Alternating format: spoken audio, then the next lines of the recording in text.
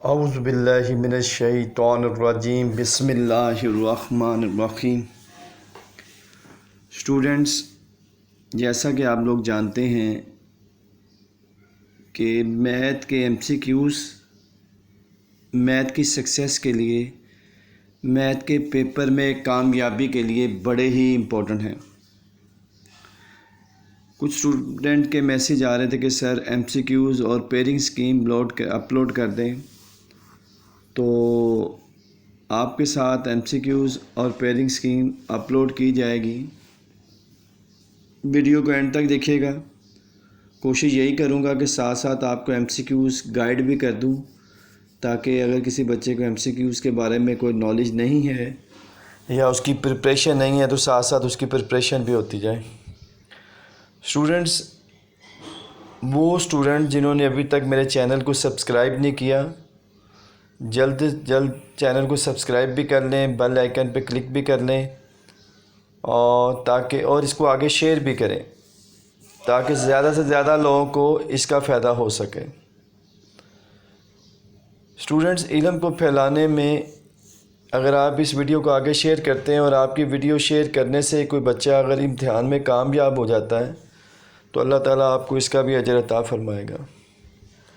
इस चैनल का मकसद बच्चों की रहनुमाई करना है, और जो बच्चे किसी भी वजह से नहीं पढ़ पाए उनके लिए एक आसान प्लेटफॉर्म प्रोवाइड करना है। तो स्टूडेंट्स, वीडियो को लंबा किए बगैर हम इस टॉपिक को स्टार्ट करते हैं।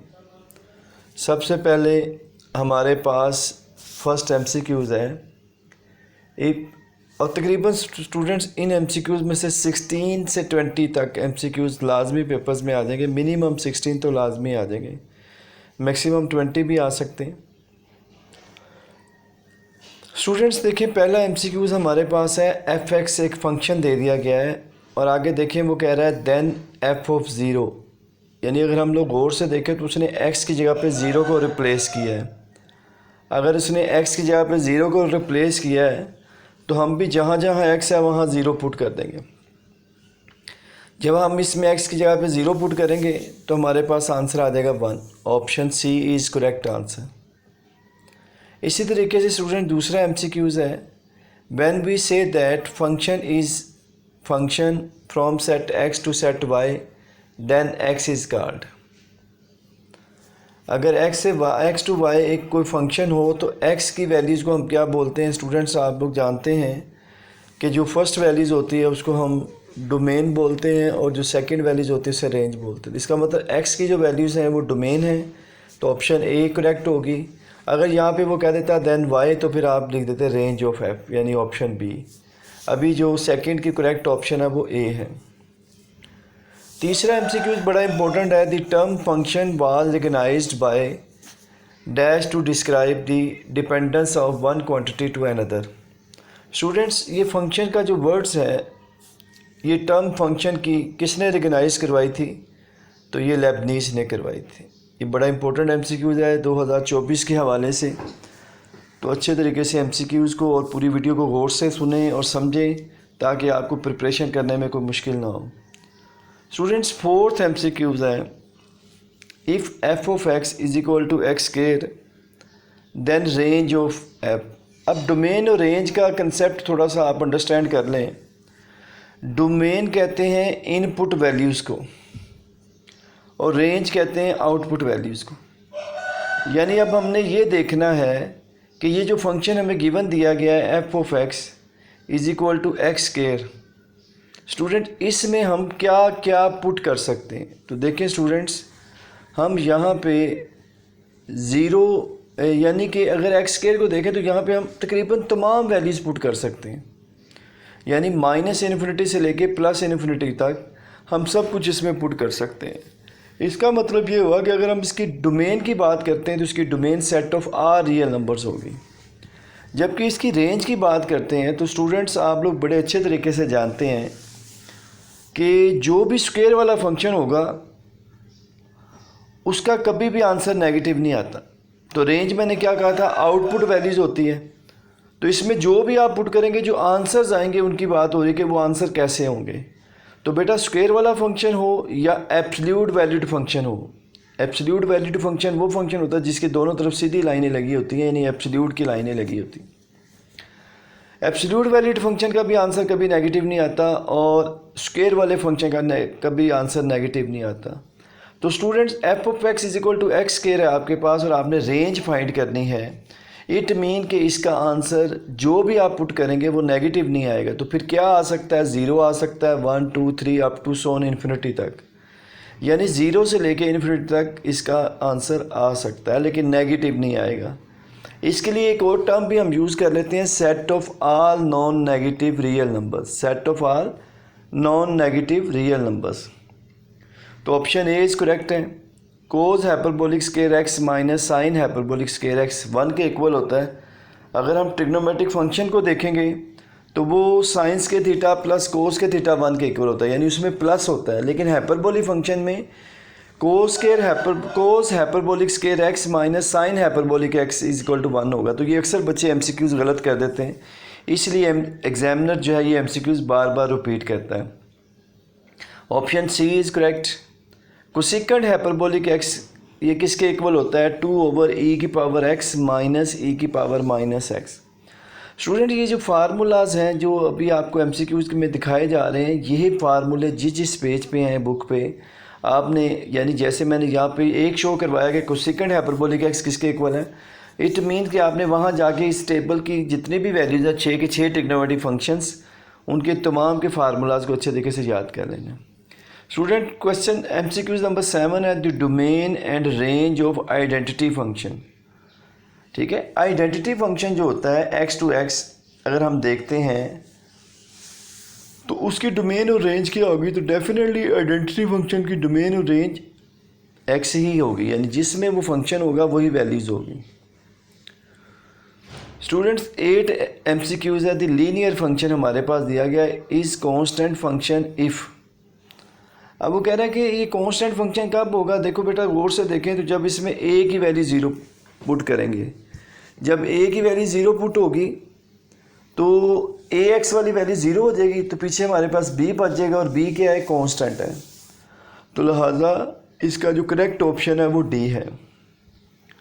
इस तरह स्टूडेंट एफ ऑफ एक्स और जी ऑफ एक्स दिया गया है और वो हमें कहता है जी ऑफ एफ ऑफ एक्स निकालना। तो जी ब्रैकेट एफ एक्स, यहाँ पे एफ एक्स की वैल्यूज़ डालेंगे और फिर ये जी के फंक्शन में जाके एक्स की जगह पे क्या पुट कर देंगे, 2x + 3। तो सोल्व करने के बाद स्टूडेंट्स हमारे पास आ जाएगा 4x² + 4x। इसी तरह 10 MCQs आप करेंगे। 11 MCQs है जी the inverse of a function exist only if it is. Inverse function कब एग्जिस्ट करता है, the inverse of a function exist तब करता है जब 1-to-1 करस्पॉन्डेंस हो, ऑप्शन सी। और वो फंक्शन इनटू हो तब इनवर्स फंक्शन जो है वो एग्जिस्ट करता है। 12 MCQs है 2 + √x - 1। इसकी डोमेन बतानी है इनवर्स फंक्शन की। तो देखिए बेटा जो सिंपल की रेंज होगी वो इनवर्स की डोमेन होगी। तो देखिए शुरू में 2 है प्लस है x - 1 का अंडर रूट। आपको पता है जब भी किसी वैल्यूज़ का अंडर रूट है तो उसका आंसर कभी भी नेगेटिव नहीं आता, तो उसका आंसर क्या आएगा, 0। लेकिन क्योंकि यहाँ पे पहले +2 लिखा हुआ है, इसका मतलब 0 + 2 2 से स्टार्ट होगा, 2 से लेके इन्फिनिटी तक। और स्टूडेंट 13 MCQs है e की पावर x। अब जब यहाँ पे e की पावर इन्फिनिटी हम पुट करेंगे, इस पे लिमिट लेंगे तो हमारे पास ऑप्शन सी 0 आ जाएगा। 14 MCQs है स्टूडेंट्स साइन के साथ, हमने सैंडविच थ्योरम पढ़ा था, साइन थीटा, यानी साइन के साथ जो भी एंगल होगा वही एंगल डिनोमिनेटर में लिखा हो, तो इसको हम लोग जब लिमिट अप्लाई करते हैं तो इसका आंसर 1 आता है। इसी तरीके से 15 MCQs में भी 1 नहीं आएगा, ये भी सैंडविच थ्योरम ही है। 16 MCQs अगर हम देखें स्टूडेंट, बड़ा इंपॉर्टेंट MCQs है, इवन ऑड फंक्शन का कंसेप्ट। आप किसी भी फंक्शन में x की जगह पे -x पुट करें और सॉल्व करने के बाद दोबारा अगर वही फंक्शन आ जाए तो इसको कहते हैं इवन फंक्शन।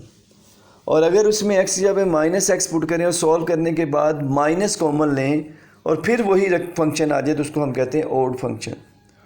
और अगर ना वो आए, ना माइनस लेने से वो आए, तो फिर हम कहते हैं neither even nor odd function. 17 MCQs देखते हैं students. If F X to Y एक फंक्शन है हमारे पास और then element X is called, तो जो एक्स के एलिमेंट होंगे उसे क्या कहेंगे? Pre images. क्या कहेंगे? Pre images. इसी तरीके से students X over 1 plus X है, ठीक है, और इसकी पावर जो है वो एक्स है, जहाँ मिस कर दी गई है, तो उसको अगर हम लोग गौर से देखेंगे तो जब इस पर लिमिट अप्लाई करेंगे हम लोग तो हमारे पास क्या आ जाएगा? इसकी रिक्वायर्ड आंसर आ जाएगा e की पावर -1। अब एग्जामिनर की मर्ज़ी है e की पावर -1 लिख दे या 1 ओवर e की पावर 1 ओवर e लिख दे, एक ही बात है। इसी तरीके से स्टूडेंट्स हमारे पास 19 MCQs में एक फार्मूला है, limit x approaches to a की पावर x -1 ओवर x। तो स्टूडेंट जब भी ये a की पावर x -1 आएगा तो इसको हम लिखेंगे log a to base e, यानी a की जगह पे आप जो भी वैल्यूज़ देगा वो log के साथ ऊपर आ जाएगी और बेस में हमेशा e ही आएगा, तो log a to base e, ठीक है। इसी तरीके से स्टूडेंट 20 MCQs है sine x degree over x। तो आपको पता है डिग्री को सैंडविच थ्योरम के अंदर हमारे पास थीटा जो है यानी जो एंगल है वो रेडियन में मेजर किया जाता है। तो यहाँ पे x डिग्री को आप रेडियन में चेंज करने के लिए π/180 से मल्टीप्लाई कर देंगे तो ये πx ओवर 180 बन जाएगा। ओवर में भी πx ओवर 180 होना चाहिए, जबकि हमारे पास x है तो हम नीचे π/180 से मल्टीप्लाई भी कर देंगे, डिवाइड भी करेंगे। सिंप्लीफाई करने के बाद ऑप्शन ए आपके पास आंसर आ जाएगा। A function is set to be continuous at x equal to c। ये फंक्शन कंटिन्यूस होगा x इक्वल टू c के ऊपर, तो इसमें क्या चीज़ होनी चाहिए? लिमिट एग्जिस्ट करनी चाहिए, डिफाइंड फंक्शन होना चाहिए, लिमिट एग्जिस्ट और डिफाइंड का आंसर सेम होना चाहिए, ऑल ऑफ दीज। बिल्कुल ऑल ऑफ दीज होगा क्योंकि कंटिन्यूस फंक्शन में 3 कंडीशन का सेटिस्फाइड होना ज़रूरी है। लिमिट एग्जिस्ट भी करनी चाहिए, लिमिट डिफाइंड भी होनी चाहिए और लिमिट एग्जिस्ट और डिफाइंड का आंसर सेम आना चाहिए। तो ऑप्शन डी इसका जो है वो करेक्ट होगा। इसी तरीके से 22 MCQs है students.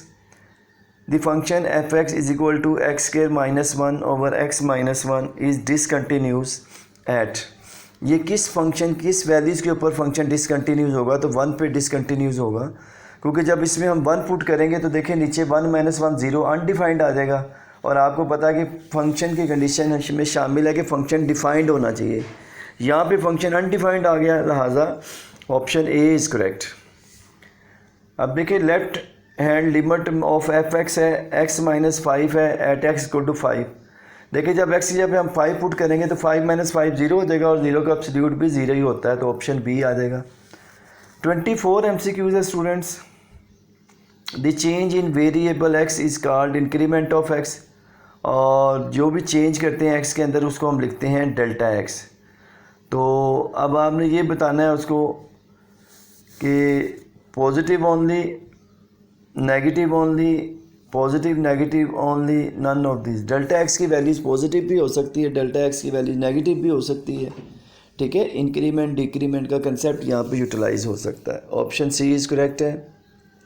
The notation dy over dx या df ओवर dx किसने यूज़ की थी डेरिवेटिव के लिए? तो ये लेबनीज़ ने यूज़ की थी। तो इसका एक टेबल है वो आपने अच्छे तरीके से देख लेना है। 26 है the notation f prime x is used, Newton ने यूज़ की थी डेरिवेटिव के लिए। The notation f dash x या y प्राइम ये किसने यूज़ की थी? लैग्रेंज ने यूज़ की थी, ऑप्शन सी। और इसी तरीके से the notation capital D f(x) या खाली कैपिटल dy इज़ यूज़ की थी ये कैशे ने। और इसी तरह limit x approaches to a f(x) minus fa over x minus a। जब इसमें लिमिट बेटा अप्लाई करते हैं तो ये डेरिवेटिव की एक फॉर्म है f प्राइम x, यानी ये डेरिवेटिव का फार्मूला निकल आएगा। इसी तरीके से 30 में अगर हम लोग देखें तो पावर रूल दिया गया x की पावर n किसके इक्वल होती है? n x की पावर n माइनस 1, यानी पावर स्टार्ट में आ जाती है और पावर में से एक कम कर देते हैं, इसको हम बोलते हैं पावर रूल। 31 को देखें तो डेरिवेटिव ऑफ कांस्टेंट का डेरिवेटिव हमेशा बेटा 0 होता है। 1 का डेरिवेटिव, 2 का, 3 का, a b c d का, ये सारे कांस्टेंट है तो इनका डेरिवेटिव 0 होता है। The process of finding derivative is called differentiation. ये आपको आ सकता है डिफाइन डिफरेंशिएशन की डेफिनेशन। तो आपने याद रखना है कि डेरिवेटिव फाइंड करने का जो प्रोसेस है उसको हम डिफ्रेंशिएशन कहते हैं। ऑप्शन ए इज़ करेक्ट है। एफ एक्स हमारे पास 1/x है, एफ डबल प्राइम ए हमें चाहिए, यानी हम इसका पहला डेरिवेटिव निकालेंगे तो -1/x² आ जाएगा। फिर इसका दूसरा डेरिवेटिव निकालेंगे और दोनों डेरिवेटिव निकालने के बाद फिर x की जगह पे a पुट कर देंगे तो हमारे पास 2/x³ होगा। तो जब हम उसमें a पुट करेंगे तो वो 2/a³ हो जाएगा। Option D is correct. F of G prime x है तो इसको हम किसके इक्वल लिख सकते हैं? इसको हम लिख सकते हैं एफ प्राइम जी एक्स और G prime X. Option C is correct. इसी तरह 35 जी एक्स की पावर n है तो ये भी एक पावर रूल है, तो n शुरू में आ जाएगा और पावर में से कम हो जाएगा और बेस का दोबारा डेरिवेटिव आ जाएगा। 36 बड़ा इंपॉर्टेंट MCQ है और ये शॉर्ट क्वेश्चन में भी इस साल पूछा जा सकता है। तो 3 कांस्टेंट है, इसको बाहर कर दें और x की पावर 4/3 पे पावर रूल लगा के सॉल्व करेंगे तो ऑप्शन बी इसका करेक्ट आंसर है, 4x की पावर 1/3। x = 80² y = 280 ये पैरामीट्रिक इक्वेशन है। जब इसका डेरिवेटिव निकालेंगे बाय द चेन रूल तो इसका आंसर आ जाएगा 2a/y। Option C. tan inverse x minus cot inverse x बड़ा इंपॉर्टेंट क्वेश्चन है जी। और यहाँ बेटा देखें tan इनवर्स x का फार्मूला क्या होता है। अगर हम लोग ये भी देख लें तो ये भी देख सकते हैं हम लोग कि tan इनवर्स x का अलहदा डेरिवेटिव ले लें, कोट इनवर्स x का अलहदा डेरिवेटिव ले लें तो tan इनवर्स x का डेरिवेटिव होता है 1/1 + x² और कोट इनवर्स का होता है -1/1 + x²। तो क्योंकि कोट इनवर्स से पहले भी माइनस है तो ये प्लस हो जाएगा, तो 1/1 + x² और +1/1 + x², तो यानी ये 2/1/x² हो गया जब इसका एलसीएम लेंगे। तो ये बड़ा इंपॉर्टेंट MCQs है, इसको आपने अच्छे तरीके से देखना है। इसके बाद स्टूडेंट्स हमारे पास 39 MCQs हैं। साइन √x का हमने डेरिवेटिव लेना है तो यू नो दैट साइन का डेरिवेटिव कोज होता है, कोज √x आ गया और फिर एंगल का दोबारा डेरिवेटिव लेंगे 1/2 √x, तो ऑप्शन ए इज़ करेक्ट है। 40 है, सेकंड इनवर्स x का डेरिवेटिव होता है 1/x mod √x² - 1, ये भी फार्मूला ही है। 41 को सेकंड इनवर्स x है -1/√x √x² - 1, ऑप्शन बी ये भी फार्मूला है। Differentiate sine cube x with respect to cos square x, तो स्टूडेंट्स बड़ा इंपॉर्टेंट MCQs और बड़ा इंपॉर्टेंट शॉर्ट क्वेश्चन है ये। तो आपने पहले साइन क्यूब x को y लेट कर लेना है और कोस स्क्वायर x को भी आपने u लेट कर लेना है और फिर दोनों के डेरिवेटिव निकाल के इसके ऊपर चेन रूल लगाएंगे तो ये आपके पास आ जाएगा -3/2 साइन x। इसी तरह 43 स्टूडेंट एक लॉन्ग क्वेश्चन है, तो इस लॉन्ग क्वेश्चन को उसने MCQs में यूज़ किया हुआ है y/x tan इनवर्स x/y, तो dy/dx किसके इक्वल होगा? y/x के इक्वल होगा। जो भी आपके पास लेफ़्ट साइड पे वैल्यूज़ मौजूद है वही आ जाएगी। स्टूडेंट्स 44 भी एक बड़ा इंपॉर्टेंट शॉर्ट क्वेश्चन है। तो इस तरह ये कुछ स्पेशल जो शॉर्ट क्वेश्चन होते हैं उनके आंसर आपके माइंड में होने चाहिए, वो क्वेश्चन दे के उसका आंसर पूछ सकता है आपसे, वरना आपको पूरा क्वेश्चन सॉल्व करना पड़ेगा। tan y × 1 + tan x = 1 - tan x, तो 1 + tan x मल्टीप्लाई हो रहा है इधर आके राइट साइड पे डिवाइड हो जाएगा तो tan y आ जाएगा हमारे पास 1 - tan x और 1 + tan x, और जब हम इसको सारे को सॉल्व करेंगे तो dy/dx का फार्मूला आंसर आ जाएगा -1। इसी तरीके से स्टूडेंट्स हम साइन इनवर्स x का डेरिवेटिव देखें तो 1/√1 - x² होता है, लेकिन इसके लिए वैलिड कंडीशन क्या है कि x की जो वैल्यूज़ है वो -1 से 1 तक आप ले सकते हैं, यानी -1 से 1 तक इसका रिक्वायर्ड आंसर आपके पास यहाँ यूटिलाइज हो सकता है। ऑप्शन सी इज़ करेक्ट है। यहाँ पे वो कंसेप्ट यूज़ किया गया डोमेन और रेंज का, जो आप टेबल याद करते हैं। Students y = x sign inverse x/a + √a² - x², ये भी एक एग्जांपल है, ठीक है। और dy/dx इसका आंसर क्या होगा? Sine inverse x/a। इस तरह 47 है स्टूडेंट e की पावर -ax, तो e का डेरिवेटिव का सबको कंसेप्ट पता होना चाहिए कि एज इट इज़ और पावर का डेरिवेटिव, तो हमारे पास option A is correct answer आ जाएगी। 48 बड़ा इंपॉर्टेंट MCQs है जी। a की पावर x का कंसेप्ट लिया गया यहाँ पे, यानी एक दफ़ा एज इट इज़ लिखेंगे, पावर का डेरिवेटिव लिखेंगे और ln के साथ बेस एज इट इज़ आ जाएगी। Option B is correct. 49 में फिर उसने e का कंसेप्ट यूज़ किया, option B is correct answer है। 50 में उसने फिर a का कंसेप्ट यूज़ किया है तो सी इसका आंसर है। और द फंक्शन f(x) a की पावर x है, a > 0 है, a is not equal to 0 and x is any real number is called exponential function.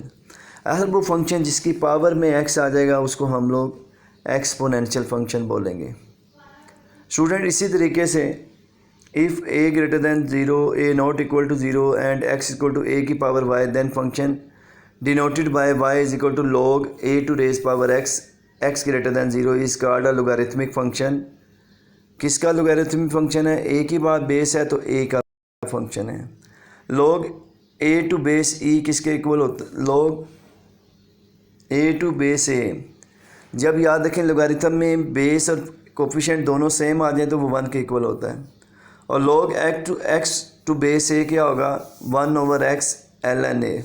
Option B correct है। ln वाले फंक्शन का डेरिवेटिव लेना है तो स्टूडेंट 1/ln के साथ जो फंक्शन होगा वो नीचे आ जाएगा और फिर उसी का डेरिवेटिव ले लेंगे। ऑप्शन सी इज़ करेक्ट है। 55 MCQs है, ठीक है। इसका अगर हम लोग देखेंगे तो ln के साथ जो भी फंक्शन दिया गया वो नीचे आ जाएगा और फिर ln बेस जो है वो साथ राइट कर दी जाएगी। Option A is correct. इसी तरह स्टूडेंट्स 56 MCQs है log e to base a। तो अगर हम इसको सेपरेट भी करते हैं तो log e over log a हो जाता है और log e के बारे में सब बच्चे जानते हैं कि वो 1 के इक्वल होता है। तो इस तरह इसका आंसर 1/ln a आ जाएगा। 57 MCQs है स्टूडेंट्स।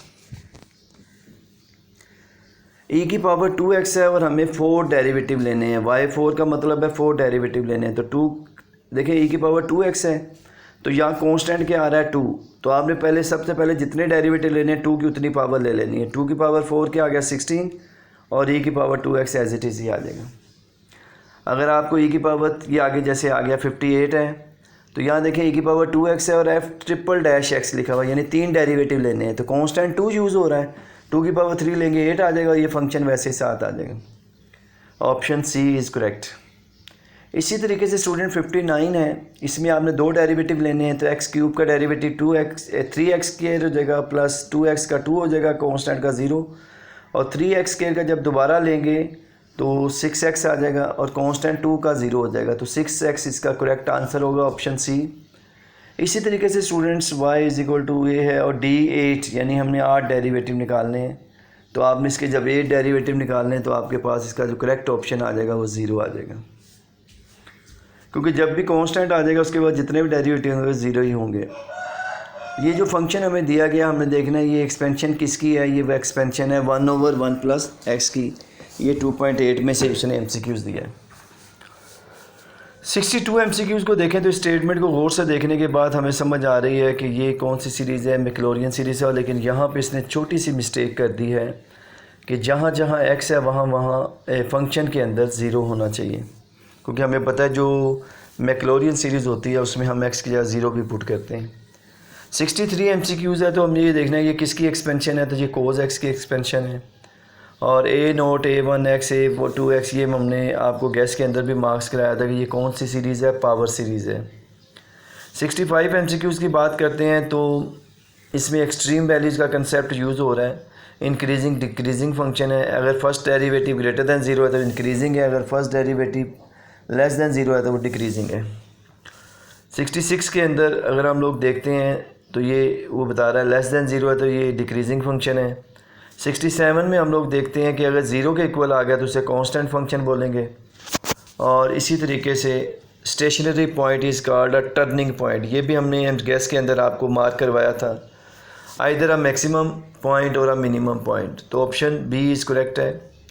और अगर फर्स्ट डेरिवेटिव जो है does not change before after x equal to 0, ये भी मैंने मार्क करवाया था। This point is called point of inflection.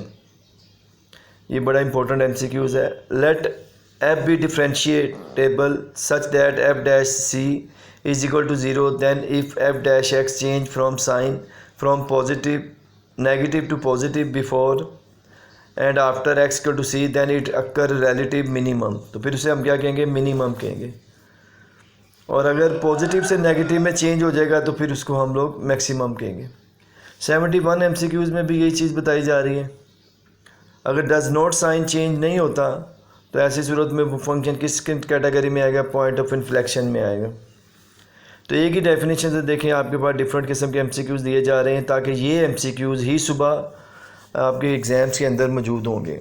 Late function भी differentiable function is neighbourhood of C and F prime C is equal to zero, then F prime X has relative maxima. ठीक है, तो maxima के लिए बेटा आपको second derivative का answer को देखना होता है। अगर सेकंड डेरिवेटिव का आंसर लेस देन ज़ीरो आता है, यानी उसमें हम वैल्यूज़ पुट करते हैं तो वो लेस देन ज़ीरो आता है तो उसको हम लोग बोलते हैं मैक्सिमा, और अगर ग्रेटर देन ज़ीरो आता है तो उसे हम कहते हैं मिनिमा। ऑपोजिट चलते हैं हम लोग। अच्छा, इसका मैं यहाँ पे थोड़ा सा कंसेप्ट आपको क्लियर करता चलूँ एक्सट्रीम वैल्यूज़ का, कि सबसे पहले आपने फर्स्ट फंक्शन का डेरिवेटिव लेना है, और डेरिवेटिव स्टूडेंट्स लेने के बाद आप लोगों ने क्या करना है कि जब आपने डेरिवेटिव ले लिया तो उसके बाद आपने उस डेरिवेटिव को ज़ीरो के इक्वल रखना है और वहाँ से एक्स की वैल्यू निकाल लेनी। फिर उस फर्स्ट डेरिवेटिव का आपने सेकंड डेरिवेटिव लेना है और वो एक्स की वैल्यूज़ उसमें पुट कर देनी है। फिर आपने देखना है कि अगर आंसर नेगेटिव आया है तो मैक्सिमम है, और अगर पॉजिटिव आया तो मिनिमम है। इसके बाद 73 MCQs है। F x d x differential दिया गया पाई ऑफ एक्स के इक्वल प्लस सी, देन एफ एक्स क्या होगा, तो डेफिनेटली इंटीग्रेशन होगी, क्योंकि आपने यहाँ से भी पता चल गया आपको कि प्लस सी आ रहा है, तो प्लस सी तो इंटीग्रेशन के क्वेश्चंस में ही आता है। द इन्वर्स ऑफ इंटीग्रेशन, अब देखो इंटीग्रेशन का इन्वर्स क्या है, डिफ्रेंसीशन, और डिफ्रेंसीशन का इन्वर्स क्या होगा, इंटीग्रेशन। तो ये एक दूसरे के साथ हैं, और जब भी इंटीग्रेशन और डी ओवर डी एक्स यानी डेरिवेटिव आ जाए तो इनकी कैंसिलेशन हो जाती है। अब differentials are use to find approximate values. Differential किस लिए यूज़ किए जाते हैं, अप्रोक्सीमेट वैल्यूज़ फाइंड करने के लिए। X d y plus y d x, तो आप स्टूडेंट जानते हैं कि हम इसको क्या लिख लेंगे, ये किसका डिफरेंशियल है, डी एक्स ओवर वाई। ठीक है, तो अगर हम लोग यहाँ देखेंगे इस चीज़ को मद्देनज़र रखते हुए कि अगर हम एक्स और वाई का लें, यहाँ पे मिस्टेक है, ऑप्शन डी इसका करेक्ट होगा कि अगर एक्स वाई का डिफरेंशियल लें तो X as it is Y का differential, Y as it is X का डिफरेंशियल। तो 76 वाले MCQs का जो करेक्ट आंसर है वो है डी। इस चीज़ का आपने ख़ास ख्याल रखना है। डिफरेंशियल हमने निकाला, डी वाई हमारे पास है कोस एक्स, अगर हम इसकी इंटीग्रेशन ले लेंगे तो हमारे पास फंक्शन हो जाएगा। अब अगर डी एक्स जो है उसकी वैल्यूज़ फाइंड करना चाहते हैं तो डी वाई इधर आके डिवाइड हो जाएगा, तो d x over d y हो जाएगा, और कोस एक्स इधर आके लेफ्ट साइड पे डिवाइड हो जाएगा, तो 1 ओवर कोस एक्स किसके इक्वल होता है, सीकंड के। तो इस तरीके से इसका करेक्ट ऑप्शन क्या हो जाएगा, सीकंड एक्स, जैसे कि आपके पास यहाँ पे ऑप्शन डी में दिखाया जा रहा है। क्वेश्चन नंबर 78 है। अगर हम इसको देखेंगे तो ये भी आपके पास क्या है, अगर आप लोग गौर से देखें तो इसमें भी सी का वर्ड आ रहा है, तो ये भी इंटीग्रेंट है। इसी तरीके से 79 है। देन डिफरेंशियल ऑफ वाई क्या होगा, तो अगर हम वाई का डिफरेंशियल देखना चाहते हैं तो एफ एक्स का डेरिवेटिव आ जाएगा एफ डैश एक्स, और फिर उसका डिफरेंशियल आ जाएगा डी एक्स। 80 में दोबारा वही बात हो रही है कि द इन्वर्स प्रोसेस और डेरिवेटिव। अब जो डेरिवेटिव का इन्वर्स प्रोसेस होता है उसे हम कहते हैं इंटीग्रेशन। ये आपने अच्छे तरीके से याद करनी है। इंटीग्रेशन की डेफिनेशन भी आ जाए तो आपने यही लिख देना है, द इन्वर्स प्रोसेस और डेरिवेटिव या डिफ्रेंशिएशन इज कॉल्ड इंटीग्रेशंस। 81 है जी, इंटीग्रेशन का पावर रूल है, तो पावर में एक ऐड कर देंगे, वही पावर नीचे आ जाएगी, और बेस का डेरिवेटिव लेके नीचे डिवाइड कर देंगे। Option D is correct. इस तरह साइन का डेरिवेटिव क्या होता है, कोस, और साइन की इंटीग्रेशन होगी कोस, साइन का डेरिवेटिव तो कोस ही होता है, लेकिन साइन की इंटीग्रेशन माइनस कोस होती है, और फिर उसके एंगल का डेरिवेटिव लेके डिवाइड कर देंगे। ये जो जनरल फार्मूले इंटीग्रेशंस के, ये उसी में से आपको MCQs आ रहे हैं। e की पावर माइनस लेमडा एक्स है, तो इसकी इंटीग्रेशन क्या होगी, एज इट इज़, और पावर का डेरिवेटिव लेंगे यानी डिवाइडेड बाय माइनस लेमडा। इसी तरफ 84 है। a की पावर लेमडा एक्स क्या होगा, एज इट इज़, और डिवाइडेड बाय लेमडा एक्स का डेरिवेटिव लेमडा, और साथ ln a आ जाएगा। 85 में देखें, पहले फंक्शन का पावर है और आगे डेरिवेटिव मौजूद है, तो इस सूरत में अगर किसी भी फंक्शन का आगे डेरिवेटिव मौजूद हो तो उसकी पावर में एक ऐड कर देते हैं, वही पावर नीचे आ जाती है प्लस सी। इसी तरीके से स्टूडेंट्स 86 को देखते हैं, तो नीचे वाले फंक्शन का ऊपर डेरिवेटिव मौजूद है। जब भी नीचे वाले फंक्शन के ऊपर डेरिवेटिव मौजूद हो तो ln नीचे वाला फंक्शन आ जाता है। इसी तरीके से स्टूडेंट 87 है। अगर हम इसको देखते हैं कैन बी वैल्यूएट, तो इसके लिए हमें ज़रूरत है कि x ग्रेटर दैन 0 होना चाहिए और a भी ग्रेटर दैन 0 होना चाहिए। बड़ा इंपॉर्टेंट MCQs है। 87 इंपॉर्टेंट MCQs में कंसीडर करते हैं। Integration x over under root x square plus 3x है, 3 है, तो इसकी हमने इंटीग्रेशन करनी है, तो इसकी इंटीग्रेशन क्या आ जाएगी, x square plus 3 plus c। इसी तरीके से 89 है, इसकी इंटीग्रेशन देखें तो ये किसका फार्मूला है, सेकंड इनवर्स एक्स का, तो इसकी इंटीग्रेशन क्या आ जाएगी, second inverse x. D x over l n x है, तो इसकी इंटीग्रेशन क्या होगी, एल एन एक्स। 91 जो है इसके अंदर सब्स्टिट्यूशन क्या यूज़ होगी, तो एक्स स्क्वायर माइनस ए स्क्वायर जब भी आएगा आपके पास, तो इस सूरत में x equal to a second हम सब्स्टिट्यूशन यूज़ करेंगे। आपको याद होगा मैंने गैस के अंदर कुछ सब्स्टिट्यूशन जो है वो आपको मार्क करवाई थी। The suitable substitutions for Q square root 2ax minus X के, तो इसके लिए हमने सब्स्टिट्यूशन याद की थी x minus a is equal to a sine theta. Substitution बेटा वो लेनी है जिसको पुट करने से कोई ना कोई फार्मूला बने। अगर आपका फार्मूला नहीं बन रहा तो आप समझ जाएँ कि आप सब्स्टिट्यूशन गलत ले रहे हैं। x+2 ओवर x+1 93 MCQs है, तो इसका करेक्ट ऑप्शन होगा x plus l n x plus 1 plus C. Option C is correct है, क्योंकि ये इम्प्रॉपर आपके पास फंक्शन है, तो इसको प्रॉपर में चेंज करने के लिए डिवाइड करेंगे और फिर इसको इंटीग्रेट कर देंगे। फिर आगे 94 में सब्स्टिट्यूशन पूछ रहा है, ए स्क्वायर प्लस एक्स के सब्स्टिट्यूशन हमेशा याद रखनी है। ए स्क्वायर प्लस एक्स स्क्वायर हो या एक्स स्क्वायर प्लस ए स्क्वायर हो या अंडर रूट हो या ना हो, इसकी सब्स्टिट्यूशन होगी x equal to a tan theta. 95 है जी, u है और dy है, इसका हमने इंटीग्रेशन लेनी है, तो यह इसका हो जाएगा इंटीग्रेशन बाय पार्ट्स, तो u v minus integration v du आ जाएगा इसका करेक्ट आंसर। x कोज x है, यहाँ भी हम लोग इंटीग्रेशन बाय पार्ट का कंसेप्ट यूज़ करेंगे, x साइन x प्लस कोज x प्लस c, इसका करेक्ट ऑप्शन c है। इसी तरीके से स्टूडेंट्स हमारे पास 97 है, तो हम टेन इनवर्स एक्स जो पावर में आ रहा है e की, उसको y ऐड कर लेंगे और फिर उसका डिफरेंशियल लेके जब सॉल्व करेंगे तो हमारे पास आ जाएगा e tan inverse X plus C. बड़ा इंपॉर्टेंट MCQs है, इसका आंसर आपको ज़ुबानी याद होना चाहिए और इसका आंसर याद करने का आसान सा तरीका है कि ऊपर जो वैल्यू लिखी है वही आ जाएगी, e tan inverse x. Students 98 बड़ा इंपॉर्टेंट MCQs है। देखिए एल एन एक्स का डेरिवेटिव 1 ओवर एक्स है, तो e की पावर x के साथ आपके पास क्या आ जाएगा। देखिए यहाँ पे अब यहाँ एक बात नोट करने वाली है, देखो 1 ओवर एक्स का डेरिवेटिव तो -1 ओवर एक्स स्क्वायर होता है, ठीक है। तो हमें तो पहला फंक्शन वो चाहिए जिसका आगे डेरिवेटिव मौजूद हो, तो इसका मतलब 1 ओवर एक्स का डेरिवेटिव एल एन एक्स नहीं होता, 1 ओवर एक्स की इंटीग्रेशन एल एन एक्स होती है। तो लिहाजा हम इसको अरेंज करेंगे l n x plus 1 over x, तो यानी e की power x l n x आ जाएगा।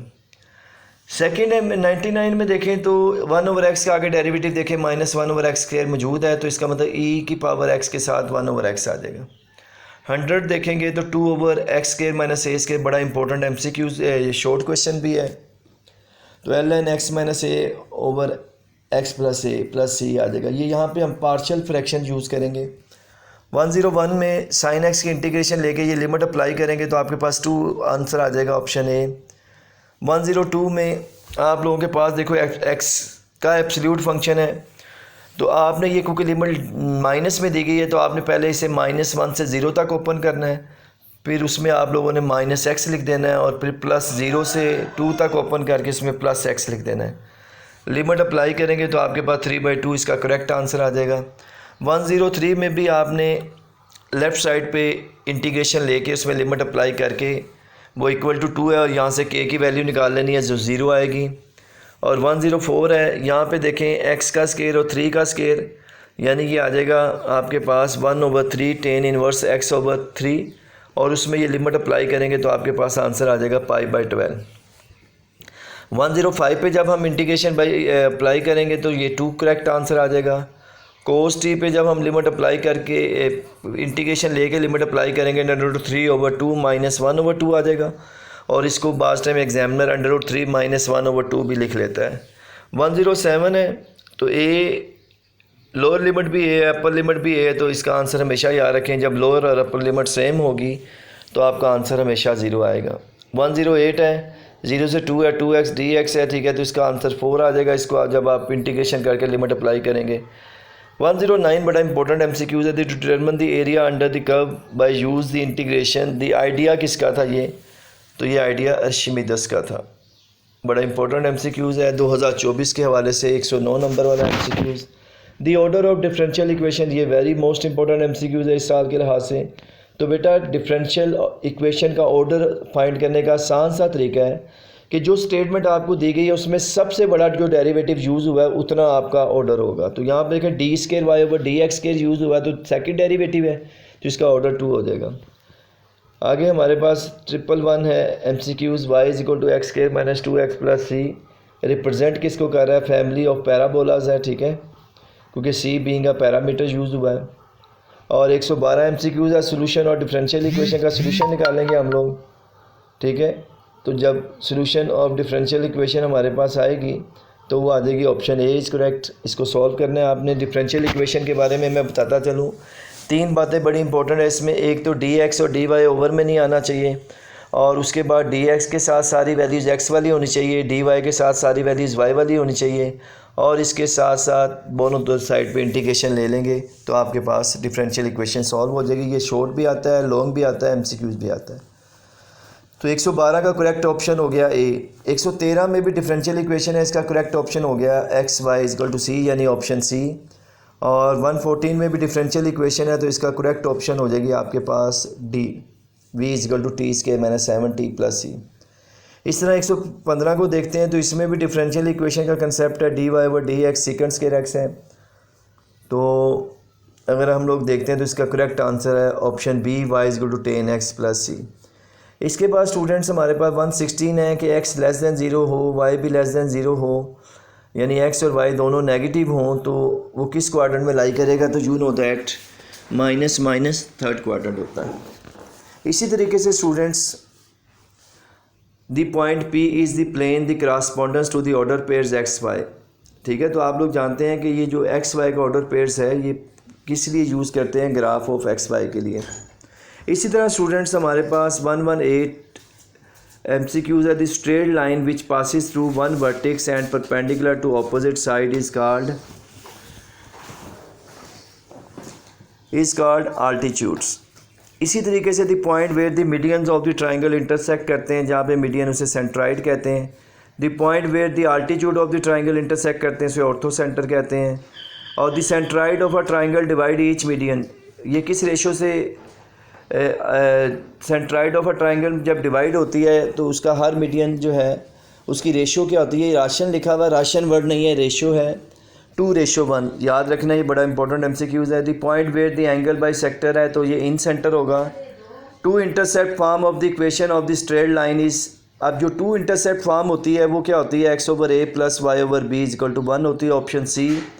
द नॉर्मल फॉर्म क्या होगी? x cos alpha plus y sine alpha, y sine alpha. यहाँ पे देखें इसने x कोज अल्फ़ा और y cos alpha equal to p, ठीक है, ये आपने देख लेना है। और इसके बाद इन नॉर्मल फॉर्म के अंदर x कोज अल्फ़ा और y cos alpha equal to p जो है उसमें p क्या है? ये पॉजिटिव होना चाहिए और इसको लेंथ ऑफ परपेंडिकुलर भी कहते हैं। 126 के अंदर हमारे पास x minus x1 over cos alpha is equal to y minus y1 over sine alpha है तो इसको हम सिमेट्रिक फॉर्म बोलेंगे। The slope of this form ax plus b y plus c, यानी कोई भी इक्वेशन दी जाए तो उसकी स्लोप निकालने की एक फॉर्म ये होती है कि माइनस x वाली वैल्यूज़ का कोफिशिएंट डिवाइडेड बाय y वाली वैल्यूज़ का कोफिशिएंट, ये भी स्लोप निकालने का एक तरीका है। और 128 नंबर में परपेंडिकुलर की स्लोप की बात कर रहा है तो देखें, अगर हम इसकी सिंपल स्लोप की बात करें तो इसकी सिंपल स्लोप होती है -a ओवर b। लेकिन परपेंडिकुलर में दो चीज़ें करनी होती हैं, एक तो साइन चेंज करना होता है और एक रेसिप्रोकल लेना होता है वैल्यूज़ का। तो इसका करेक्ट ऑप्शन सी होगा, b over a। The general equation of the straight line in 2 variables, तो अगर हम जनरल इक्वेशन देखें तो वो होगी ax plus b y plus c is equal to 0 2 variables के अंदर। 130 में x इंटरसेप्ट की बात कर रहा है तो स्टूडेंट हमेशा याद रखें जब भी आपने x इंटरसेप्ट निकालना है तो आपने y की जगह 0 पुट कर देना है। जब आप y की जगह 0 पुट करेंगे तो x की वैल्यूज़ आपके पास 3 आ जाएगी। आपको 2 लाइंस दी गई हैं स्टूडेंट्स, तो आप ज़रा गौर से देखें। तो पहली लाइन आपके पास है 131 MCQs की 2x plus y plus 2 is equal to 0, और दूसरी जो है उसमें आप लोग 3 कॉमन ले लेंगे। जब 3 कॉमन लेंगे तो आपके पास 2x plus y minus 8 over 3 आ जाएगा। तो अगर दो आपके पास इक्वेशन हो उसमें x और y वाली रकमें कॉमन लेने के बाद या कॉमन लेने से पहले सेम हो तो वो पैरेलल इक्वेशंस होते हैं। तो याद रखना है वो पैरेलल लाइंस होंगी। इसी तरीके से ऑप्शन ए करेक्ट है इसका। 132 को देखें तो एंगल का फार्मूला होता है tan फाई या tan theta m2 minus m1 over 1 plus m2 m1। बड़ा इंपॉर्टेंट फार्मूला है, इसको आपने माइंड में रखना है। और इसका कंसेप्ट क्या है, ये एल लाइन 1 से लाइन 2 की तरफ जा रहा है, तो 2 के बाद जो भी लाइन होगी उसकी स्लोप पहले लिखनी है, जो पहले है उसकी बाद में लिखनी है, और नीचे दोनों को प्लस करके दोनों को मल्टीप्लाई कर देना, 1 प्लस और दोनों स्लोप्स को मल्टीप्लाई कर देना। इसी तरीके से स्टूडेंट्स हमारे पास 133 MCQs है। इसके फार्मूले की बात करेंगे तो m2 minus m1 over 1 plus m2 m1। इसी तरह 133 की बात करते हैं तो इसमें भी ये इसी तरीके से फार्मूले में आपके पास एंगल का फार्मूला आ जाएगा। अगर हम 134 की बात करते हैं कि वो पैरेलल लाइंस हैं, तो पैरेलल लाइंस में हमने पढ़ा हुआ है कि m1 और m2 यानी दोनों लाइनों की स्लोप सेम आती है। तो अगर m1 m2 के इक्वल है और m2 को अगर हम लेफ़्ट साइड पे ले जाएं तो वो m1 माइनस m2 बन जाएगा इक्वल टू 0। तो यानी ये इस तरीके से भी पूछ सकता है और इस तरीके से भी पूछ सकता है, m1 is equal to m2। 134 का करेक्ट आंसर A होगा। और अगर यहाँ पे वो परपेंडिकुलर का वर्ड यूज़ कर लेता, जबकि उसने 135 MCQs में कर ही लिया है, m1 m2 अगर परपेंडिकुलर है तो परपेंडिकुलर की कंडीशन ये होती है कि दोनों स्लोप का प्रोडक्ट जो है वो -1 के इक्वल आना चाहिए। तो m1 m2 is equal to -1, option D is correct है। The line representatives are orthogonal. जब भी बेटा ऑर्थोगोनल का वर्ड आएगा ये इसका मतलब है परपेंडिकुलर, और इसके लिए आपके पास A और B का सम हमेशा 0 होगा। इसी तरीके से the line in the same plane are called. अगर लाइन जो है वो सेम प्लेन पे लाई कर रहे तो उसे कोप्लेनर लाइंस कहेंगे। और आगे हमारे पास आ जाएगा the distance of the point 37 from x axis. Student हमेशा याद रखना, ये बड़ा इंपॉर्टेंट MCQs है। जब भी वो डिस्टेंस की बात करेगा, अगर वो एक्स एक्सिस की बात करेगा तो आपने वाई वाली वैल्यू लिखनी है, और अगर वाई एक्सिस की बात करेगा तो आपने एक्स वाली वैल्यू लिखनी है। वीडियो को पूरा देखेगा, इंशाल्लाह आपके MCQs का मसला इस वीडियो को देखने के बाद ही सॉल्व हो जाएगा इंशाल्लाह। 139 MCQs की बात करते हैं। हमारे पास दो लाइंस हैं, ठीक है, वो कहता है ये पैरेलल्स हैं। अगर ये पैरेलल हैं तो इसका मतलब A1 ओवर A2 और इज इक्वल टू आपके पास A1 ओवर A2 आ जाएगा और B1 ओवर B2 आ जाएगा। ये ऑप्शन A इज़ करेक्ट है, ऑप्शन A इज़ करेक्ट है। इसी तरीके से 140 MCQs की अगर हम बात करते हैं तो यहाँ पे जो इक्वेशन दी गई है y square is equal -16 is equal to 0 represent 2 lines. तो ये किस लाइंस को रिप्रेजेंट कर रही है? देखें यहाँ पे सिर्फ आपके पास इक्वेशन में y आ रहा है। जिस इक्वेशन में सिर्फ y वेरिएबल होगा वो पैरेलल x के होगी, और जिसमें x होगा वो पैरेलल y की होगी। और वो इक्वेशन जिसमें x और y दोनों होंगे neither parallel to x axis nor parallel to y axis. तो 140 का करेक्ट आंसर A होगा। अगर हम बात करते हैं द परपेंडिकुलर डिस्टेंस की फ्रॉम द ओरिजिन, अगर हम ओरिजिन से बात करते हैं तो इसका जो 141 MCQs है very most important short questions भी हैं, और इसका फार्मूला है डिस्टेंस का। ऊपर जो लाइन है उसमें हमने ये पॉइंट्स जो ओरिजिन के 0 0 हैं वो पुट कर देने हैं। तो देखें x में 0 पुट करेंगे तो 3x का आंसर 0 हो जाएगा, 4y में 0 पुट करेंगे ये भी 0 हो जाएगा, यानी ऊपर सिर्फ 10 बचेगा। और नीचे अंडर रूट में आपने लिखना है x के कोफिशिएंट का स्केयर और y के कोफिशिएंट के स्केयर का सम। तो 3 का स्केयर 9, 4 का 16, 16 प्लस 9 25, 25 का अंडर रूट 5। तो ऊपर 10 आया था, नीचे 5 आया था, 10 को 5 पे डिवाइड करेंगे तो 2 आ जाएगा। इसी तरीके से 142 में देखें तो लाइन किसको रिप्रेजेंट कर रही है? ऑर्थोगोनल में हमने कहा था a प्लस b 0 होगा।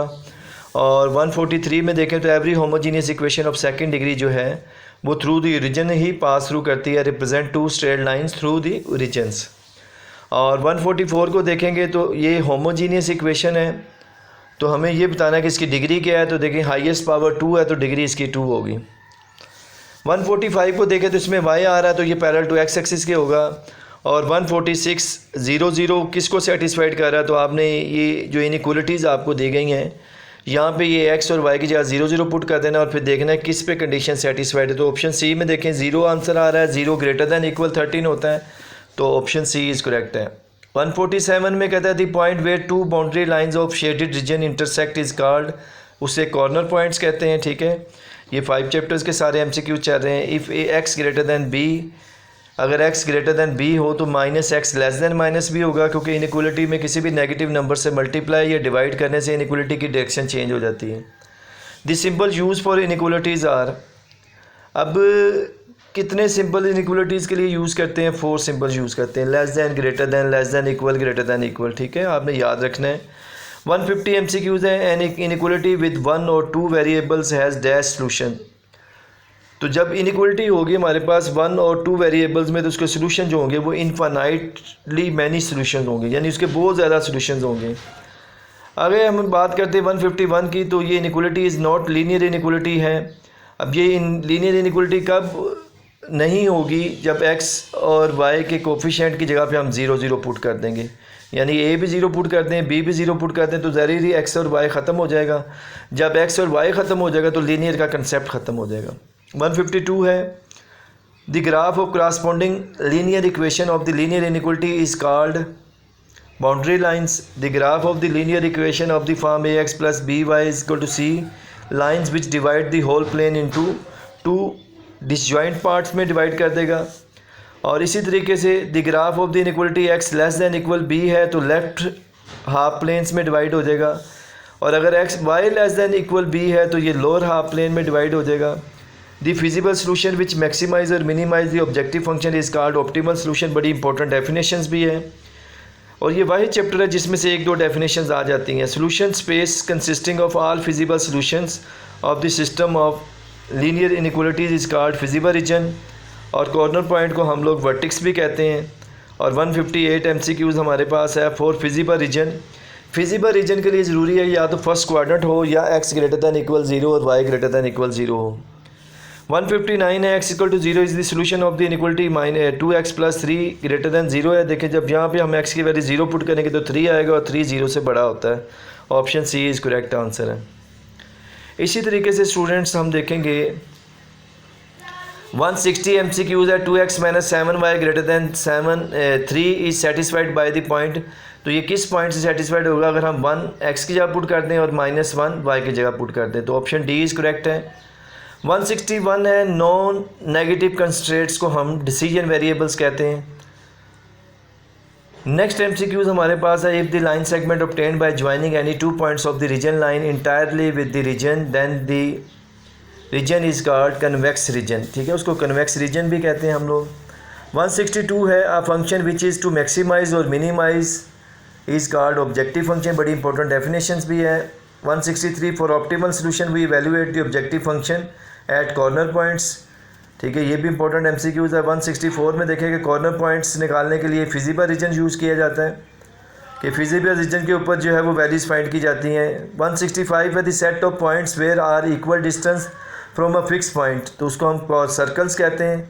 The circle whose radius is 0 is called point circle. ये अब 6 चैप्टर के MCQ चल रहे हैं सारे। 167 है, the circle whose radius is 1। अगर किसी सर्कल का रेडियस 1 हो तो उसे यूनिट सर्कल कहते हैं। और ये जनरल इक्वेशन हमने पढ़ी थी, x² plus y² plus 2gx plus 2fy plus c equal to 0। तो इसको सेंटर किसको रिप्रेजेंट करेगा? -g माइनस f को। और अगले 169 में वो रेडियस की बात कर रहा है, तो वो क्या होगा? g² plus f² minus c। ये याद रखना, g² plus f² minus c है, प्लस c नहीं लगाना आप लोगों ने। ठीक है, 169 का ऑप्शन करेक्ट है ए। 170 की बात करते हैं तो कहते हैं the ratio of the distance of a point from the focus to the directrix is denoted by r. इस डिस्टेंस को हम किससे रिप्रेजेंट करते हैं? स्मॉल आर से। Standard equation of parabola is y² is equal to 4x। कुछ बच्चों ने पैराबोला, एलिप्स और हाइपरबोला के बारे में मुझसे बोला था कि एक लेक्चर दे दीजिएगा, तो इंशाल्लाह आज उस पर भी बात होगी। अब the focal coat is a coat which passing through the vertices. Focal coat वो कोट होती है जो वर्टिक्स से पासिंग थ्रू होती है। 172 का जो करेक्ट आंसर है वो ए है, और इस तरह 171 मिस हो गया था। स्टैंडर्ड इक्वेशन ऑफ पैराबोला क्या होगी? y² is equal to 4ax, या y² is equal to -4ax भी हो सकती है, और इसी तरीके से x² is equal to 4ay और x² is equal to -4ay। लेकिन स्टैंडर्ड जो इक्वेशन होगी, अगर आपके पास option y² is equal to 4ax मौजूद है तो आपने यही लगानी है, चाहे इसके साथ बाकी सारी दी गई हों। और 173 MCQs है, y² is equal to 4ax है, सिमेट्रिक है, अबाउट y एक्सिस के ऊपर होगा सिमेट्रिक, क्योंकि y² इज इक्वल टू है। अगर x² इज इक्वल टू होता तो ये x एक्सिस पे होता। Latus rectum x² is equal to -4ay है, तो लेटेस्ट रेक्टम इसका क्या आ जाएगा? y is equal to -a, क्योंकि x² is equal to -4ay है। इसेंट्रिसिटी का फार्मूला क्या होता है, C/A होता है, 175 MCQs है, याद रखिएगा। और फोकस हमने बताना है y² इक्वल टू -4ax का, तो टेबल आपने याद किया हुआ, तो -a0 होगा। 177 है, type of the conic that has eccentric greater than 1, अगर इसेंट्रिक ग्रेटर दैन 1 है तो हाइपरबोला है। ये टेबल भी आपने याद किया, जैसे ही पैराबोला का टॉपिक शुरू होता है तो ये 3-4 वैल्यूज़ दी गई हैं, इनका MCQ लाजमी पूछ लिया जाता है। x² plus y² equal to -5 है, रिप्रेजेंट किसको कर रहा है, इमेजिनरी सर्कल को रिप्रेजेंट कर रहा है, क्योंकि राइट साइड पे माइनस मौजूद है। हु 179 है, who 1 is related to the circle, circle को कौन सी वैल्यू रिलेट करेगी अगर ई 0 के इक्वल होगा। और circle is the special case, ellipse के अंदर सर्कल का कंसेप्ट यूज़ करते हैं हम लोग। इक्वेशन ऑफ डायरेक्ट्रिक्स क्या होगी, x² -4ay की, तो very simple students, y - a is equal to 0 या y is equal to a। इसी तरीके से the mid point of the foci of the ellipse is its, इसके मिड पॉइंट जो है फोसी के लिप्स के, वो कहाँ पे होंगे, तो ये सेंटर्स पे होंगे। इसी तरीके से स्टूडेंट्स हमारे पास आ जाएगा focus of the ellipse always lies on the major axis पे लाई करेगा लिप्स का फोकस।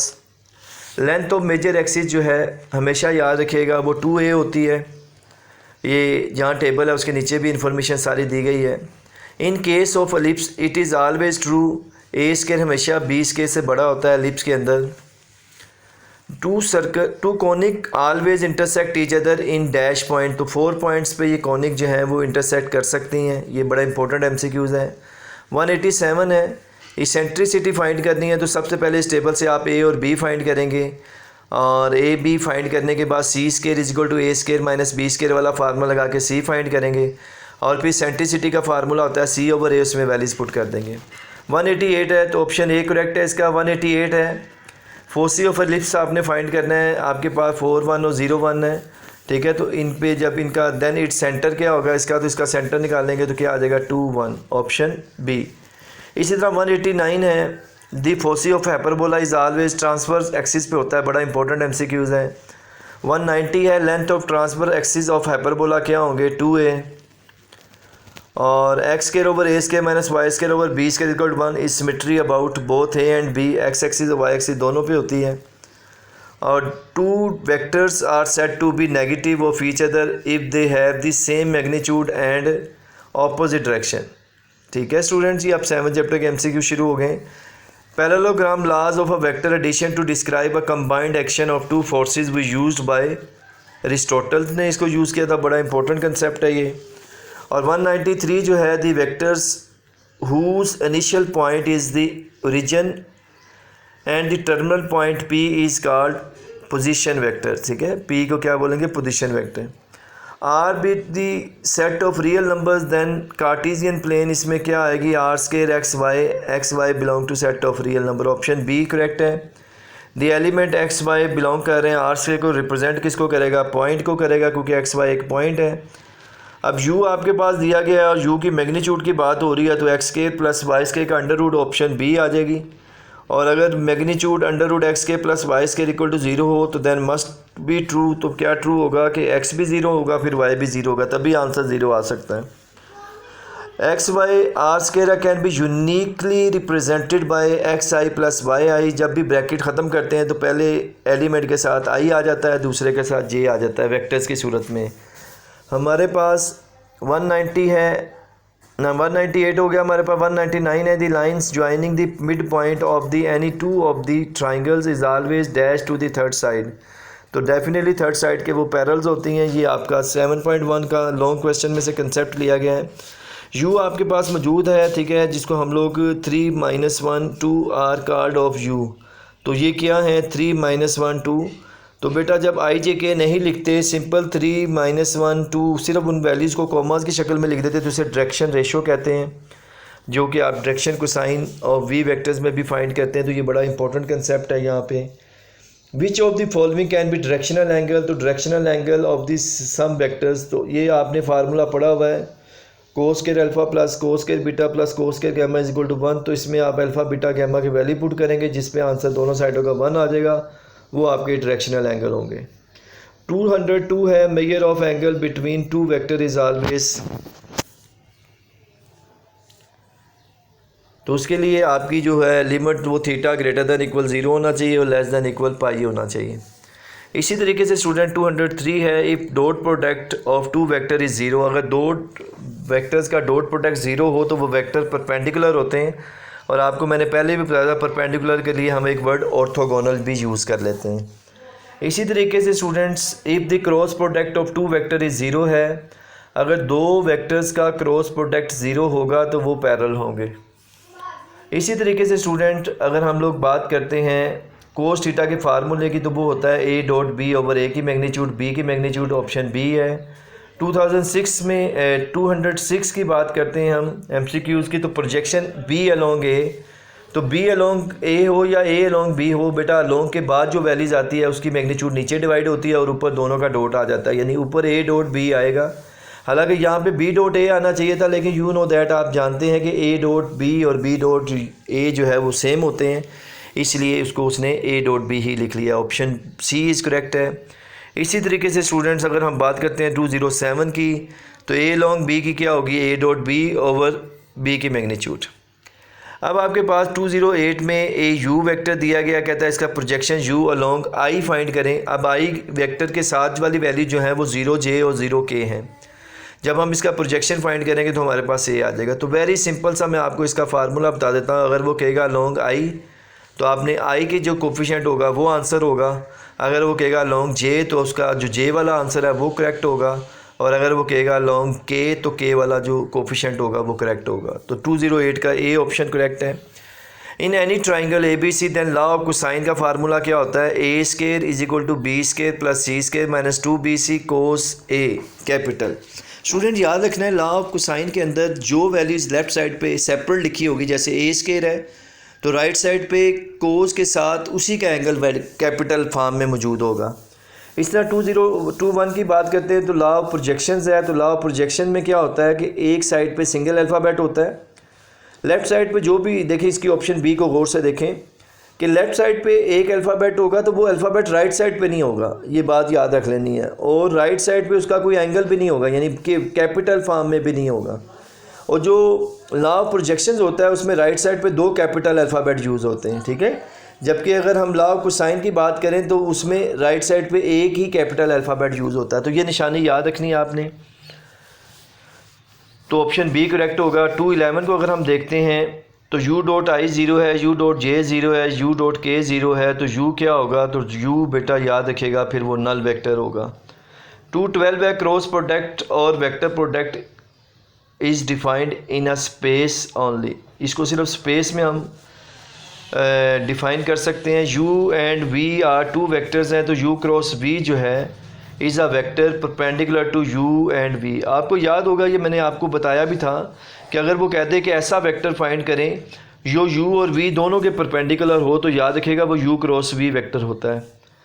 बड़ा इंपॉर्टेंट शॉर्ट क्वेश्चन भी है ये। If u and v be any two vectors along the adjacent side of parallelogram then the area of parallelogram is u cross v की magnitude.